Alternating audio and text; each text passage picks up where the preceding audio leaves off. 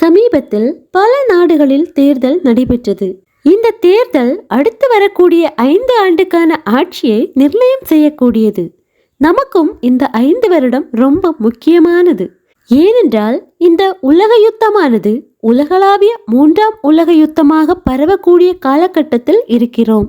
இந்த 3ஆம் உலக யுத்தம் வர வேண்டும் என்றால் அந்தந்த நாடுகளில் இருக்கக்கூடிய அரசியல் மாற்றம் என்பது ரொம்பவே முக்கியமானதாக இந்த ஆண்டு பார்க்கப்பட்டது. ஏனென்றால் ஏறக்குறைய 40-50 நாடுகளுக்கு நிகராக இந்த தேர்தல் நடைபெற்றது. அதில் மிக முக்கியமான நாடுகளாக கருதப்பட்டது England, India, France, America, Russia.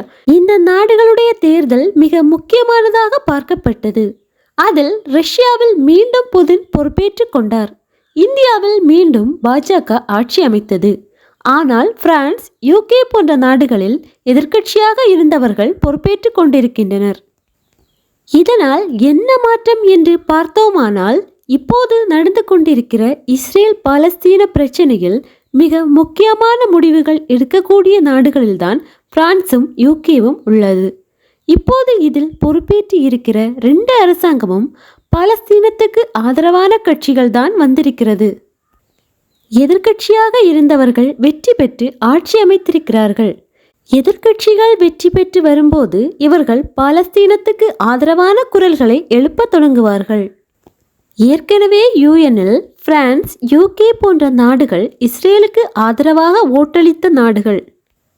இப்போது 2 சிட்டி சொல்யூஷன், அதாவது எருசலேமை 2ஆக பிரிப்பது, டெம்பிள் மவுண்ட் பகுதியை பாலஸ்தீனத்தின் கையிலும் நியூடன் சிட்டி என்ற பகுதியை இஸ்ரேல் கையிலும் கொடுக்கிறது. இதுதான் 2 சிட்டி சொல்யூஷன் என்று சொல்வது. ஏற்கனவே 145 நாடுகளுக்கு மேல் யுஎன்ஏவில் இவர்களுக்கு ஆதரவு தெரிவிக்கப்பட்டுள்ளது. இப்போது இவர்களும் இஸ்ரேலுக்கு எதிரான ஒரு நிலைப்பாட்டை தான் எடுக்கப் போகிறார்கள் 2 ஸ்டேட் சொல்யூஷனில். இப்போது இது ஒரு முக்கியமான அரசியல் மாற்றமாகவே பார்க்கப்படுகிறது. ஏற்கனவே இஸ்ரேலுக்கு ஆதரவாக இருந்த கவர்மெண்ட் இப்போது ரஷ்யாவுக்கு ஆதரவாக மாற வாய்ப்பு இருக்கிறது. அடுத்து வரக்கூடிய 5 வருடங்களுக்கு இவர்கள்தான் ஆட்சி பொறுப்பில் இருப்பார்கள். பிரான்ஸ் நாட்டில் இப்பொழுதே இந்த வலதுசாரிகளுக்கு எதிரான போராட்டங்கள் ஆரம்பித்திருக்கிறது. இவர்கள் பெருமளவில் வெற்றி பெற்றிருக்கிறார்கள். அது மட்டுமில்லாமல் யூகேவில் வலதுசாரிகள் இதுவரைக்கும் கண்டிராத அளவுக்கு மிகப்பெரிய தோல்விகளை அவர்கள் சந்தித்திருக்கிறார்கள். அதற்கு ரிஷி சுனாக்கினுடைய மிக முக்கியமான தனிப்பட்ட நகர்வுதான் காரணம். ஏனென்றால் 16 ஆண்டுகளில் இல்லாத அளவுக்கு மிகப்பெரிய தோல்வி அவருக்கு கிடைத்திருக்கிறது.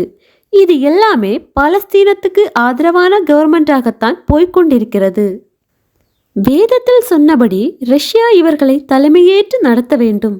அதாவது அடுத்து வரக்கூடிய உலக யுத்தத்தை. இதில் இங்கிலாந்து பைபிளின் படி இஸ்ரேல் கூட தான் இருக்க வேண்டும்.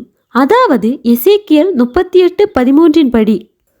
ஆனால் இப்போது வந்திருக்கிற பிரான்ஸ் எல்லாம் பார்த்தோமானால் பாலஸ்தீன ஆதரவு கவர்மெண்ட் தான் வந்திருக்கிறது. இனிமேல் இவர்களுடைய நகர்வு எப்படி இருக்கும் என்பதை பொறுத்திருந்துதான் பார்க்க முடியும். ஆனால் ரஷ்யா இதற்கான ஆயத்தத்தை தொடங்கிவிட்டது. அது என்ன என்பதை இன்னொரு செய்தியில் நாம் பார்க்கலாம்.